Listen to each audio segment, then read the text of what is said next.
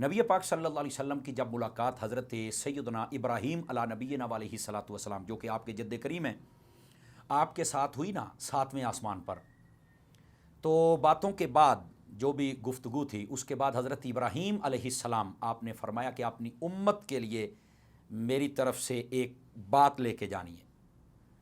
تو آپ نے فرمایا کہ میرے جد کریم وہ کیا ہے؟ فرمایا ایک تو اپنی امت کو میرا سلام دینا ہے۔ بھئی آپ کتنے خوش نصیب لوگ ہیں، حضرت ابراہیم علیہ السلام آپ کی طرف اپنا سلام بھیج رہے ہیں۔ اور دوسری بات یہ ہے، آپ نے فرمایا کہ اپنی امت سے یہ فرمانا کہ جنت میں درخت لگایا کریں، یہاں کی زمین بہت اچھی اور بڑی پاکیزہ اور بڑی پیاری زمین ہے۔ تو نبی مکرم صلی اللہ علیہ وآلہ وسلم نے مسکرا کر فرمایا، اے میرے جد کریم، میں اپنی امت کو یہ کہوں گا پر وہ جنت میں آ کے کیسے درخت لگائے گی؟ مثال کے طور پہ جیسے ہوتا نا بھی وہ یہاں کیسے پہنچیں گے اور پھر جنت میں درخت کون سا لگائیں گے، چونکہ جنت کو یہاں تھوڑے ہی ہے، عند سدرۃ المنتہا عندہا جنت المأویٰ، ویسے تو ریاض الجنہ وہ ایک مقام ہے، باقی جو مقامات ہیں وہ ماں کے قدموں کے نیچے جنت، وہ مقامات کی نشاندہی ضرور ہے، لیکن جس جنت کی یہ بات ہو رہی ہے وہ تو سدرۃ المنتہا کے قریب ہے۔ تو حضرت ابراہیم علی نبینا علیہ الصلوۃ والسلام نے فرمایا، مفہوماً عرض کر رہا ہوں کہ اپنی امت سے یہ فرمانا کہ وہ چلتے پھرتے سبحان اللہ و بحمدہ سبحان اللہ العظیم، یعنی سبحان اللہ کہتے رہیں، ان کے نام کا درخت جنت میں لگتا رہے گا۔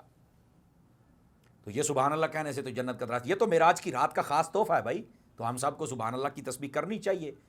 جب کوئی نعت ہو، تلاوت ہو، محافل ہو تو تب بھی سبحان اللہ کہہ لینی چاہیے۔ بس اوقات ہوتا ہے کہ سبحان اللہ کے بغیر ہو جائے، تو بھائی یہ معراج تو شروع ہی سبحان سے ہوتا ہے، تو یہ ویسے بھی تسبیح پہ کہنے سے محفل میں ایک ذوق بڑھ جاتا ہے، محبت بڑھ جاتی ہے، لیکن بار بار اور یہ کہنا کہ جس نے ہاتھ نہیں اٹھایا تو یہ ہو جائے، اس کو فالج ہو جائے تو فلانا، یہ انداز میرا خیال ہے اختیار نہیں کرنا چاہیے۔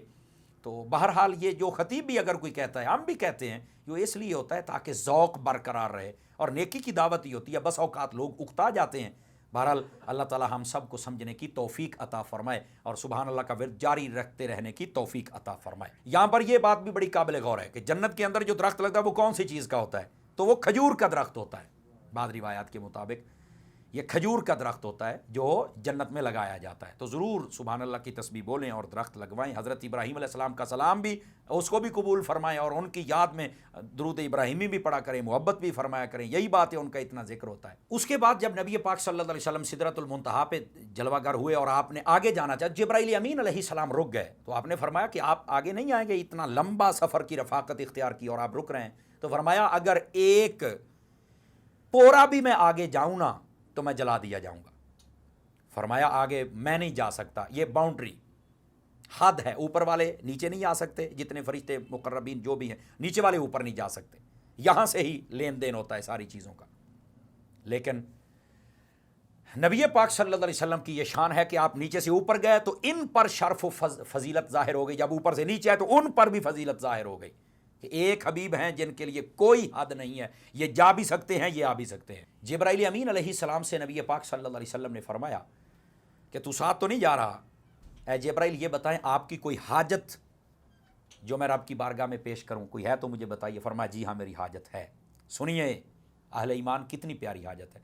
عرض کی یا رسول اللہ صلی اللہ علیہ وسلم میری حاجت یہ ہے کہ مجھے اللہ کی بارگاہ سے یہ اذن اور اجازت لے کر دیجئے، قیامت کے دن جب آپ کی امت کا گزرو پل صراط سے تو ان کے قدموں کے نیچے میں اپنے پر بچھاؤں اور وہ اس پر چل کر جنت میں چلے جائیں، مجھے یہ اجازت لے کے دیجئے۔ اور جب آپ پہنچے نا اللہ کی بارگاہ میں تو اللہ نے پھر فرمایا تھا، فرمایا وہ جبرائیل والی حاجت، فرمایا ہاں باری تعالیٰ وہ بالکل تھی، فرمایا جاؤ اسے کہنا ہم نے قبول فرما لی ہے۔ یہ امت مصطفیٰ آپ کا اعزاز ہے۔ جبرائیل امین علیہ الصلوۃ والسلام جانتے تھے نا ایسے ایسے عشاق ہوں گے۔ اللہ تعالیٰ ہم سب کو حضور کی سچی محبت نصیب فرمائے، آپ کی سنتوں پر عمل کی توفیق عطا فرمائے۔